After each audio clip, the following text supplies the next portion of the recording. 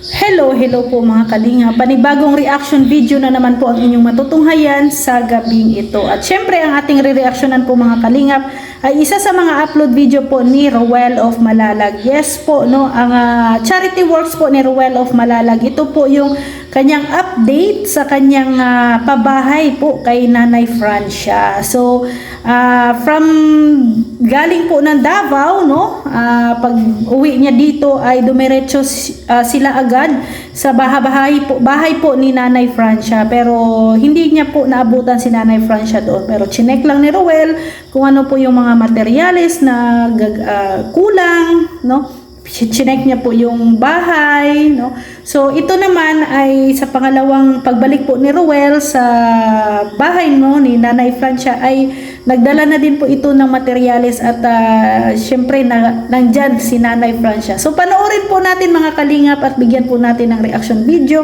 Ito pong charity works ni Ruel of Malalag, itong update po sa bahay ni Nanay Francia. So yan po, no, nagdala po ng materyales. Ayan, gamit na po ang bonggo, no. Gamit po talaga yan, lalo na si Ruel ay nagpapabahay po, no, dito sa Camarines Norte. So yung sasakyan po talaga ay gamit talaga, no, sa panghakot ng materyales. Kanyang bahay. So ayan, no, paakyat na po sila Ruel. Diyan, ayan na po yung bahay ni Nanay Francia. At nandyan si Nanay Francia. No, at least ano din po pala si Nanay Francia, naka-monitor din sa kanyang bahay. Yung bahay po. Ngayon lang mo nakita? Ngayon nyo lang nakita ito? Hindi, sige. Sige, punta mo dito. Araw-araw din po pala siyang pumupunta. Yung bahay, taas po. Wow.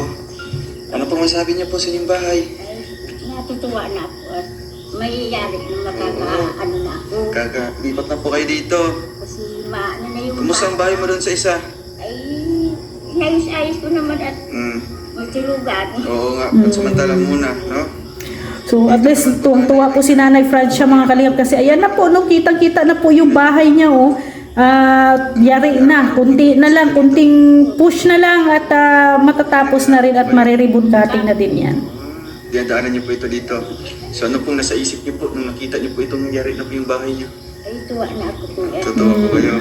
Siyempre matutuwa ka po talaga, no, kasi sa panahon ngayon bihira na po talaga ang nagbibigay po ng bahay na libre, di ba? So dito lang po yan sa programa ni Kuya Val sa Team Kalingap, yung mga palibreng pabahay. Pulido. Hindi niyo po nanay. Oh, yan. Simentado lahat, no? Dati yung bahay po ni Nanay Francia ay light materials lamang, pero ngayon ay pinalitan na po ng bato. Ayan ang bato. Hollow block na lahat. Grabe, ano pong mensahe niyo sa mga sponsor? Ay, maraming salamat talaga at natulungan niya kami na lalo na sa iyo. Opo. Talagang naano naman sa kanila, talagang mahirap lang kami. Kailangan ng magandang tirahan, no? Yung komportabling tirahan. Oo, na hindi lang kami abuti ng gayag pag may bagyo ay talagang nakakatakot. Mas mahirap po talaga pag may bagyo. Buti na nga lang ngayon, no, na nagpapabahay po sila ay mainit ang panahon, no? Kasi pag maulan ang klima, so sa norte ay naku, hindi mahirap po, no, mahirap gumawa ng bahay lalo na pag maulan. Buti na nga lang ay umayon din po ang panahon. Siyempre, ano yan, sinisiguro yun na matibay na anay kasi sariling lupa nyo na po ito, di ba? Yan, so bantakin mo, ang binigay po ni Ruel at ng sponsor ay house and lot. Hindi na kayo, dito, hindi na po kukunin ng may-ari kasi sa inyo na po ito, di ba? Ayun. So, yan si Nanay Francia. So, congratulations kay Nanay Francia, no, kasi ayan na po, no, kitang-kita na po natin yung kabuuan ng bahay, no, ni Nanay Francia. Alam niyo naman na kung taga-subaybay po kayo sa mga vlog ni Ruel, no, sa mga charity works niya, alam niyo po yung storya ng buhay po ni Nanay Francia, no, paano po siya nakita, no, ni Ruel at paano po siya natulungan ni Ruel hanggang po sa nakabili po ng lupa. At shout out din po, no, sa doon sa may-ari ng lupa, no, na binigyan po sila Ruel ng discount. Ito na. Ayan na po yung bahay ni Nanay Francia. Ayan, no, may fencing na pala, no, sa loob. Ayan po, may septic tank na rin para sa CR. So, ano talaga, sakto para sa isa or dalawang tao, no? So, sakto talaga yan para kay Nanay Francia. So, kung maulan, mabagyo, so, panatag na ang loob ni Nanay Francia. No? Kasi hindi na siya matutuluan, no? Hindi na siya mabasa ng ulan, hindi na siya mag-worry na masira ang bahay niya. Kasi, ayan o, ang bahay niya ay, bato na, hollow block. No, napakatibay, no, ng bahay po ni Nanay Francia. Kaya, Kasi yan. maganda dito kasi mataas. Oo, medyo talaga, no, medyo mataas-taas talaga ang area ni Nanay Francia. Isang araw ba itong Oh, nasa likod pa ito, nasa likod. Ang ganda na. O, nakakatuwa din si Kim. Ang ganda pa din ang pwesto dito yung mga audience. Kasi ito kasasayaw, mukhang stage. Oo, kasama na yung bahay. May hagdanan pati. Nakapasok ka na. So, ayan nilagyan nata ng pintuan sa gilid. Hagdanan na yan. Oo, aakyat mo na dito sa taas. Hihiga yan. Oo, magchichismisan kayo. Siyempre, sarado yung sa harap ng mga bintana. Ito lang yung bukas. Mm-mm. Pero ano pa yan tatanggalin pa po yung lupa dyan, no, na tinayuan ni Kim, no, ano pa yan, kukunin pa yan, no, kukunin kasi may bintana dyan. Ito po, tuturuan ka po kung paano po kayo magchismisan. So may na agad, no, may kapitbahay na si Nanay Francia. So dyan kasi sa tinayuan ni Kim, no, bintana yan. So kailangan pa talagang tanggalin yung lupa dyan. Kasi yan ay yung pinto at saka bintana.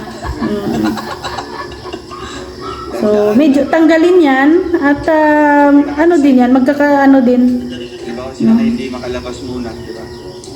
So if ever na makalipat na si Nanay dyan, no, at syempre yung mga anak ni Nanay, pwede naman nila yung unti-untiin, no, na tanggalin yung lupa, no, para mas parang malawak yung gilid, no. Tara, Brina.